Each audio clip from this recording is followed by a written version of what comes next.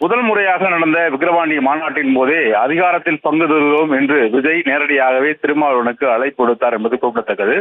மேலும் தொடர்ச்சியாக பல்வேறு நிகழ்ச்சிகள் கூட திருமாவளவனை சுட்டிக்காட்டி அண்ணன் எங்கள் கூட்டணிக்கு வர வேண்டும், எங்களுடன் இணைந்து பணியாற்ற வேண்டும் என்று அந்த கட்சியினுடைய முக்கிய நிர்வாகிகள் மற்றும் விஜய் உள்ளிட்டோர் கூட அழைப்பு விடுத்த நிலையில் திருமாவளவன் அதை முற்றாக நிராகரித்தார். திமுக கூட்டணியில் தான் நாங்கள் இணைந்து செயல்படுவோம் என்றும் கூறினார். இந்நிலையில் தற்போது அறுதி பெரும்பான்மை கிடைக்காத காரணத்தினால் தற்போது விடுதலை சிறுத்தை கட்சி 2 இடங்களை திமுக கூட்டணியில் இருந்து வெற்றி பெற்றிருக்கிறது. 8 இடங்கள் பெற்று அதில் 2 இடங்கள் வெற்றி பெற்ற நிலையில் தற்போது விடுதலை சிறுத்தைகளுடைய கட்சியின் தலைவர் திருமாவளவனை தாவேகா சார்பில் அழைப்பு விடுத்ததாக சொல்லப்படுகிறது. அது குறித்து முடிவு எதுவும் தற்போது வரை திருமாவளவன் எடுக்கவில்லை. அது மட்டுமல்லாமல் கட்சியினுடைய நிர்வாகிகள் மற்றும் தொண்டர்களும் தாவேகாவுடன் இணைந்து நாம் செல்லலாம் என்று கூட திருமாவளவன் தொடர்ச்சியாக பேசி வருவதாக சொல்லப்படுகிறது. இந்நிலையில் திருமாவளவன் தற்போது வரை எந்த ஒரு முடிவும் எடுக்காத நிலையில் தாவேகா சார்பில் அவருக்கு அழைப்பு விடுக்க